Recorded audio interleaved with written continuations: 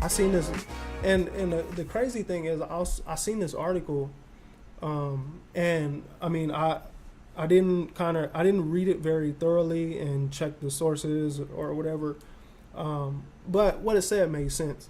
It said that monogamy is sort of a recent thing, and it has to do with it had to do with like passing down property and bloodlines and stuff, and so. When you're trying to pass down property or, form alliances or whatever, paternity now matters. Mm-hmm.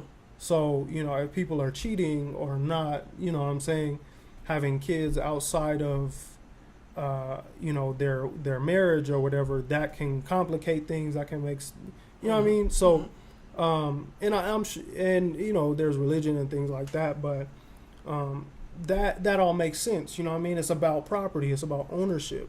Yep. And then what did you want to say something? Or I was gonna say that it's the whole thing kind of follows like a business model, like marriage is business. Yeah, it's business, and so I think I read that article you were talking about. I read some of it, and the reason for most of that is so that things can be, they don't want it spread all over the place. They want it to be that who owns this business? Mm-hmm. Whose situation is this? We know where we can go to if we were trying to look for the owners or where this is coming from. Mm-hmm. So that makes sense.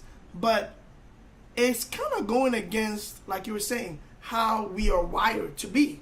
And I always question that because I had like a Christian background and church and all of that. So I would always wonder and question like, well, why is it in the Bible that King Solomon had 300 concubines? Like, who needs that many concubines? Mm-hmm. But that kind of practice was actually very common back in the day in a lot of different traditions and a lot of different societies and in a lot of different cultures. They were doing that. Being gay and even stuff like that was happening way back then too. Mm-hmm. And it's kind of crazy that like it almost seems like the world like went forward and then like hella regressed in some aspects, and then now we're getting to a place where it's like, oh, okay, that's being acceptable again. But when you look into it, like I've seen articles about like the Asian societies back in the day, the type of practices they used to have that was crazy, but that was part of their culture. That's part of like their heritage and stuff that they used to practice, right. So again, I feel like when we go against what's inherently like in us and how we are, that's where the issue comes. And like I said, I'm not saying this to be like, hey, we should just be wilding out and doing all kinds of crazy stuff. But the more we kind of aware and accepting of our true nature, the easier relationships will become. Right. And I think, what I'm saying, like, of course we should go, if we're talking about finding solutions, you know what I mean, to a problem that it does not seem to be getting any better. Of course we need to go about it, responsibly.